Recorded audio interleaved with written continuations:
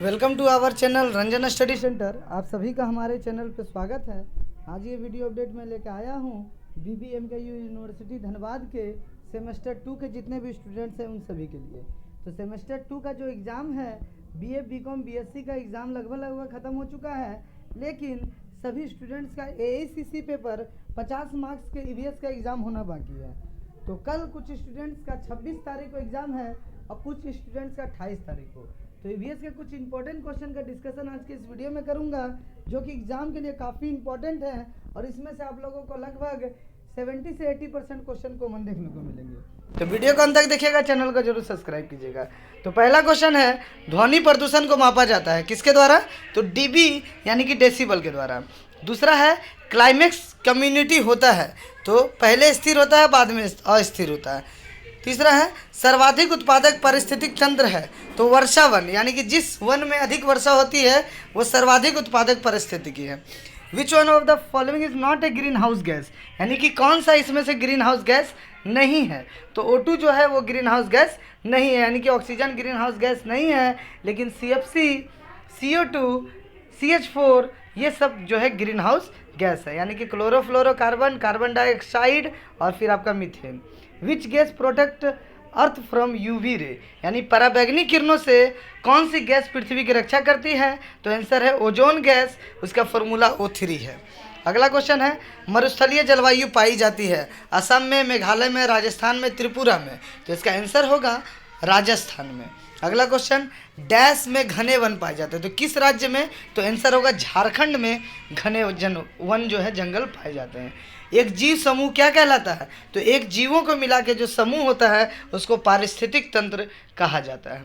अगला क्वेश्चन, इनमें से कौन दूषित जल से होने वाला बीमारी है? तो दूषित जल से कई सारी बीमारियां होती है, कॉलरा होता है, फिर आप लोगों का पीलिया होता है, हैजा होता है। तो एक बीमारी आप लोग याद रखेंगे। काजीरंगा राष्ट्रीय उद्यान किसके लिए जाना जाता है? तो काजीरंगा राष्ट्रीय उद्यान जो है आसाम में है और वहाँ पे एक सींग वाला गेंडा को सुरक्षित जो है रखा गया है। अगला है, सारंडा वन कहाँ पाया जाता है?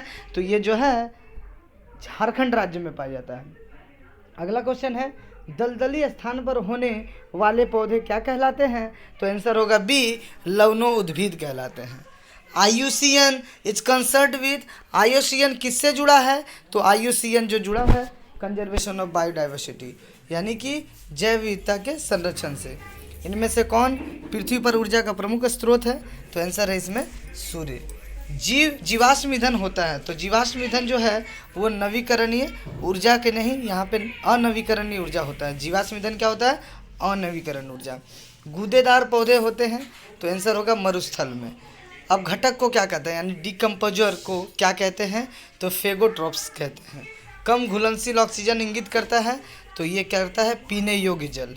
मृदा में क्या होता है, यानी मिट्टी में सबसे अधिक जो होती है वो वायु, जल और सूक्ष्म जीव, यानी 3 चीज़ दी हैं तो यहाँ तीनों होगा। सुंदरलाल बहुगुणा क्या थे? तो एक पर्यावरणविद थे, यानी इन्वायरमेंटलिस्ट थे।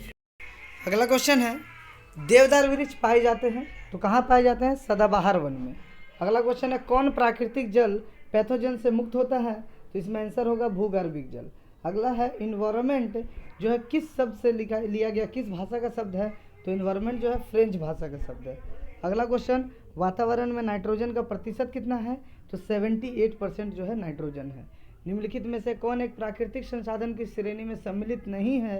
तो ऑप्शन होगा B, ये सड़क जो है वो मनुष्यों द्वारा बनाया जाता प्राकृतिक संसाधन नहीं है, लेकिन जंगल, जल और खनिज प्राकृतिक संसाधन है।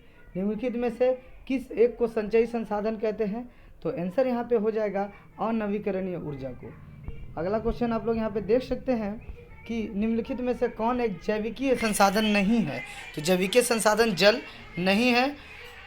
अगला क्वेश्चन, निम्नलिखित में से कौन एक नवीकरण ऊर्जा योग्य ऊर्जा नहीं है? तो नवीकरण जो है न्यूक्लियर एनर्जी नहीं है। वर्ल्ड फॉरेस्ट डे यानी विश्व वन दिवस कब मनाया जाता है? तो आंसर होगा इसका 21 मार्च को। अगला है, निर्वनीकरण यानी डिफोरेस्टेशन क्या होता है? तो ये मृदा अपरदन से होता है, प्राकृतिक विनाश से होता है, ड्राउट यानी सूखा से भी होता है। पृथ्वी के कुल जल आयतन में भूगर्भिक जल कितना है? ग्राउंड वाटर, तो 1.6% जो है ग्राउंड वाटर पृथ्वी के भूगर्भ में है। अगला क्वेश्चन है, क्योटो प्रोटोकॉल पर हस्ताक्षर कब किया गया? तो आंसर होगा 1997। अगला क्वेश्चन है, विकासशील देशों में कौन एक सबसे अधिक हरित गृह गैस का उत्सर्जन करता है? तो आंसर होगा चाइना, चीन। छतरी या कैनोपी क्या है? तो आंसर होगा वन का सबसे ऊपरी स्तर। अगला क्वेश्चन है, जीवों के प्रजनन तथा गुणन की वंशानुगत नुगता क्षमता क्या कहलाती है? तो आंसर है जैविक क्षमता। अफ्रीका के घास के मैदान को किस नाम से जानते हैं? तो इसका जो आंसर होगा, आप लोग सी नंबर देख सकते हैं कि इसका आंसर जो है सवाना है। अफ्रीका के घास को किस नाम से जानते हैं? सवाना। अगला क्वेश्चन, गहरे समुद्र में हरे पौधे क्यों नहीं पाए जाते हैं? तो आंसर है इसका प्रकाश की कमी, यानी सूर्य का लाइट वहाँ तक प्रकाश नहीं पहुँच पाता है। तलछटी जैव रसायन चक्र का उदाहरण क्या है? तो आंसर होगा फास्फोरस चक्र। भारत में प्रथम सुरक्षित क्षेत्र है? तो बी नंबर जो है इसका कॉर्बेट राष्ट्रीय उद्यान। अगला है, चिड़ियाघर एक उदाहरण है? तो चिड़ियाघर किसका उदाहरण है? तो आंसर है XC2 संरक्षण का। अगला क्वेश्चन और इम्पोर्टेंट है, 1992 ईस्वी में रियो डी जेनेरियो अर्थ समिट का परिणाम है। तो रियो डी जेनेरियो जो है, तो वो आप लोग देख सकते हैं कि जैविक विविधता के संरक्षण के लिए किया गया था, और यह ब्राज़ील में है रियो डी जेनेरियो। इसे पृथ्वी सम्मेलन भी कहते हैं।